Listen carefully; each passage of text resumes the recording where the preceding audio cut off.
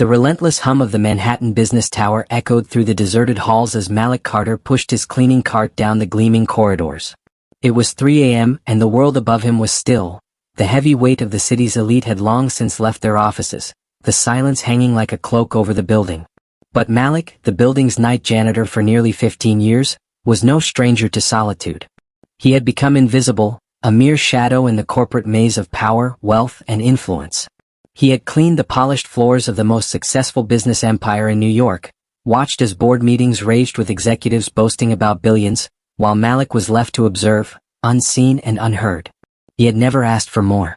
His life was simple, devoid of the grandiosity of those around him. But this night, as he cleaned the glass windows of the boardroom, something shifted in the very air of the building. Through the tinted glass of the conference room, Malik saw something he hadn't expected, something that would change everything. Eliza Monroe, the CEO of Monroe Industries and one of the wealthiest women in America, had collapsed onto the mahogany conference table. The woman who moved markets with a single email, whose face adorned the covers of Forbes, was now writhing in pain. Her left arm hung limply at her side. She was trying to speak, but her words were slurred, unintelligible. Malik's heart raced. He knew immediately what was happening. It wasn't just exhaustion. It wasn't just stress. It was a stroke. Eliza Monroe was not only one of the most powerful women in the world, but also a woman who had barely ever acknowledged Malik's presence. To her, he was invisible, a mere cog in the machine that made her empire run. But at that moment, Malik knew his place in this story was no longer irrelevant. He stood frozen for a moment, caught between fear and instinct. His wife, Amara, had been a neurologist, a woman who had devoted her life to saving others. She had taught him everything about the body, the signs of distress, the quiet whispers of illness that could save a life if noticed in time. He had learned from her that medical knowledge wasn't reserved for the elite or the educated. It was for anyone willing to see, to act, to care. But this was different. This was Eliza Monroe, the woman who had built an empire. What right did Malik, a janitor, have to intervene? His wife's voice echoed in his mind. Malik, when a life is at risk, it doesn't care about your station. What matters is the action you take. Without another thought, Malik opened the conference room door, his hands steady despite the tension in his chest. "Ms. Monroe," he said, his voice surprisingly calm, "you're having a stroke. Don't speak, just listen to me." Eliza's panicked eyes met his, but she couldn't speak. Her lips trembled, and her attempts to respond were futile.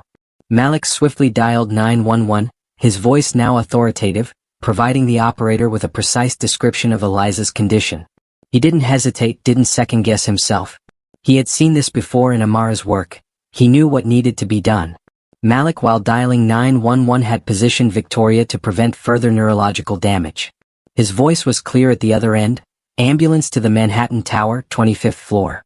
Female patient, mid-40s, presenting with classic stroke symptoms. Facial paralysis, weakness in left arm, slurred speech. Symptoms began approximately 5 minutes ago." The 911 operator was surprised by the medical accuracy of someone who identified himself as a janitor. But Malik continued to provide clinical information with the ease of a healthcare professional. When the paramedics arrived, they found Eliza stabilized in the correct position, with James providing a detailed account of her symptoms and progression. One of the paramedics whispered to his colleague, "This guy knows more about neurology than half the nurses I know." "You did everything right, sir," another paramedic remarked. "You saved her life."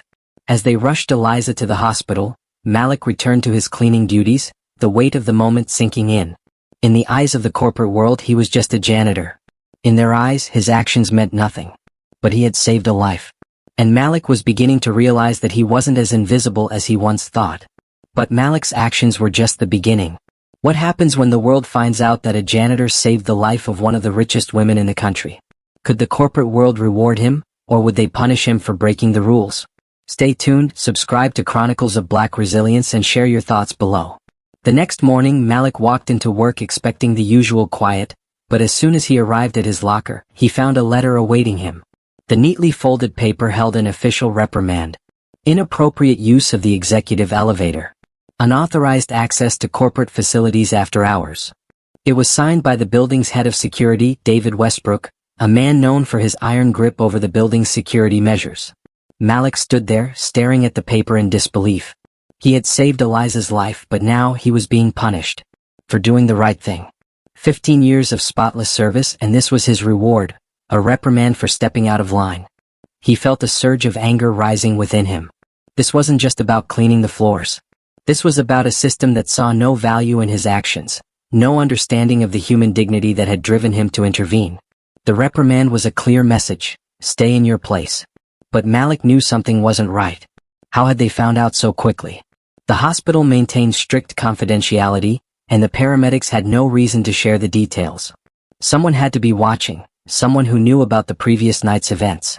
Malik's gut told him that there was more to this story than he realized. As the day passed, he discreetly kept an eye on the 40th floor, the domain of Eliza Monroe and her executives. Dr. Harrison Reed, Eliza's personal physician, arrived 2 hours late that morning. Something in his demeanor struck Malik as strange, nervous, perhaps even frightened. It was when Dr. Reed was talking to David Westbrook in hushed tones that Malik's suspicion grew. The tension between them was palpable. Whatever they were discussing, it had nothing to do with Eliza's recovery. Malik is getting closer to the truth, but what is really happening behind closed doors? Could this be more than just a medical emergency? Is there a conspiracy at play? Don't miss the next part. Subscribe to Chronicles of Black Resilience, like and comment your thoughts below. Days passed, and Malik could feel the weight of his own growing suspicions. The reprimand for using the executive elevator was nothing compared to the unease he now felt. He watched Dr. Reed's late arrivals, his whispered conversations with Westbrook, and the odd glances exchanged between the two men. It didn't add up. Eliza Monroe's stroke wasn't a coincidence. Malik had seen the signs before, and now the pieces of the puzzle were coming together. This was no random medical emergency. It was deliberate. But why? Who stood to gain from Eliza's incapacitation? Then one morning, as Malik was cleaning the executive offices, he overheard something that made his blood run cold. Dr. Reed was speaking to Westbrook, his voice barely above a whisper.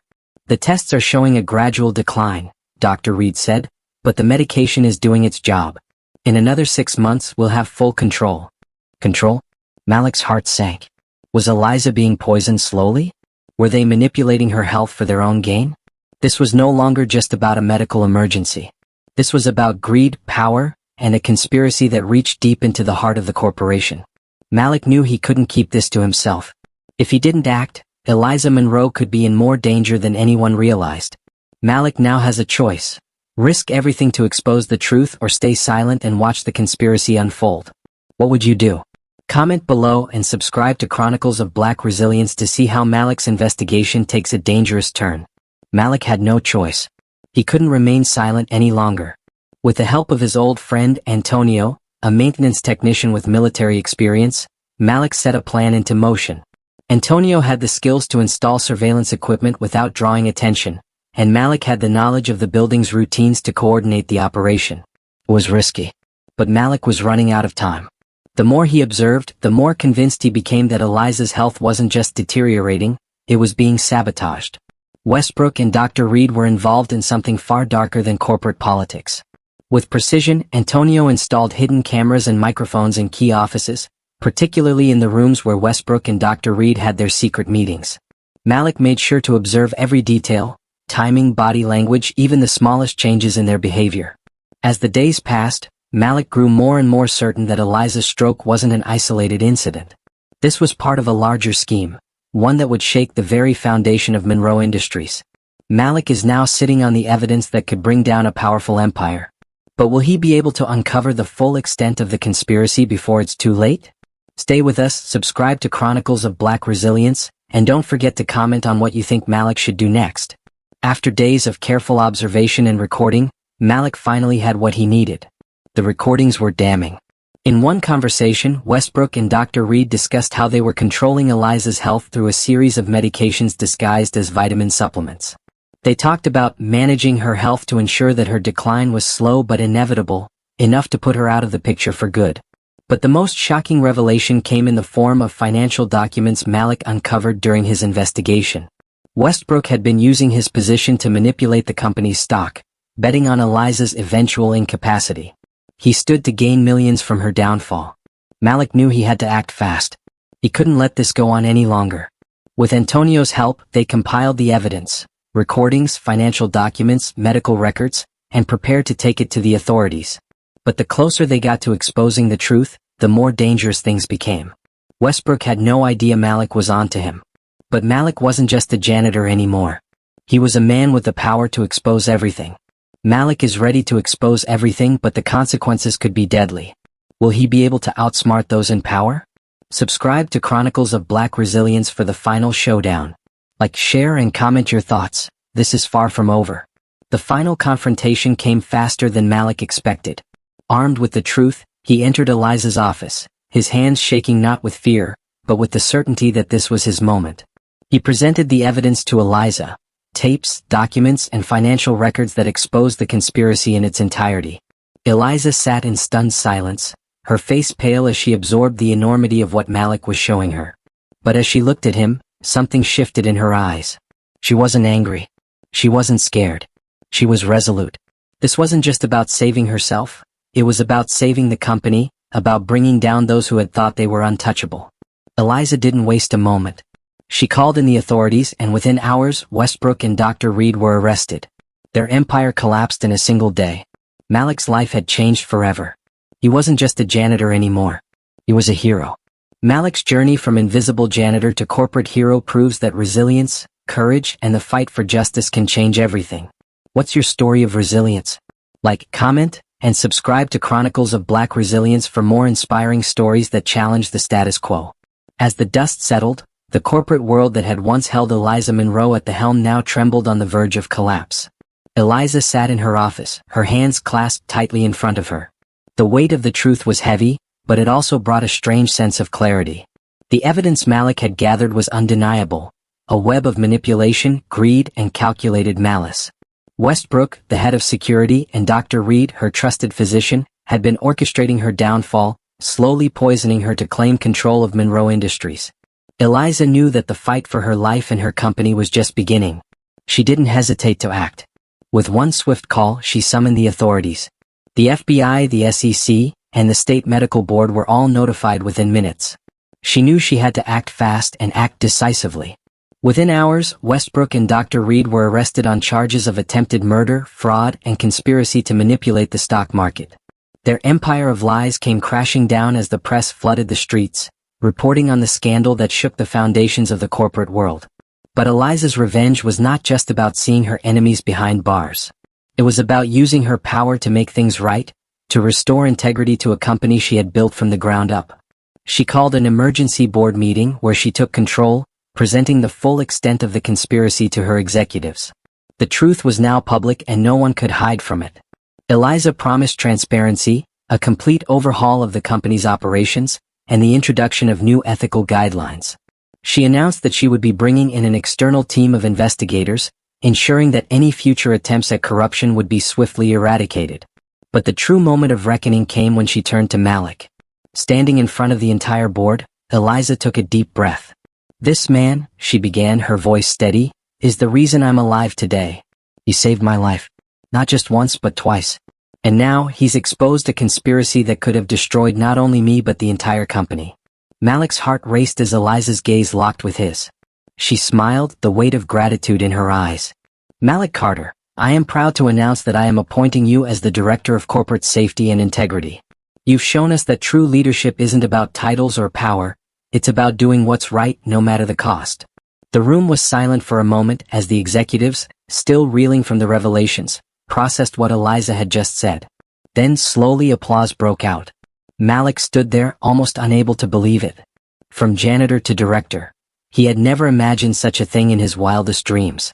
But here he was, at the top of a company that had once ignored his existence, now acknowledging his worth. He had not only saved a life but had uncovered the truth in a way that would change the course of history for Monroe Industries. The consequences for Westbrook and Dr. Reed were swift and severe. As Malik had suspected, the financial fraud they had orchestrated ran deep. They had manipulated the company's stock value, betting on Eliza's downfall and using her health to hide their tracks. But the authorities were not merciful. Westbrook was sentenced to 25 years in federal prison for his role in the conspiracy, his assets confiscated and his reputation irreparably tarnished. Dr. Reed lost his medical license and he was disbarred from practicing medicine. He faced a 15-year sentence for the crimes he had committed, and his medical career was destroyed in an instant. The once untouchable figures who had wielded their power from behind the scenes were now exposed for the frauds they were. But for Malik, the consequences were not about punishment. They were about redemption.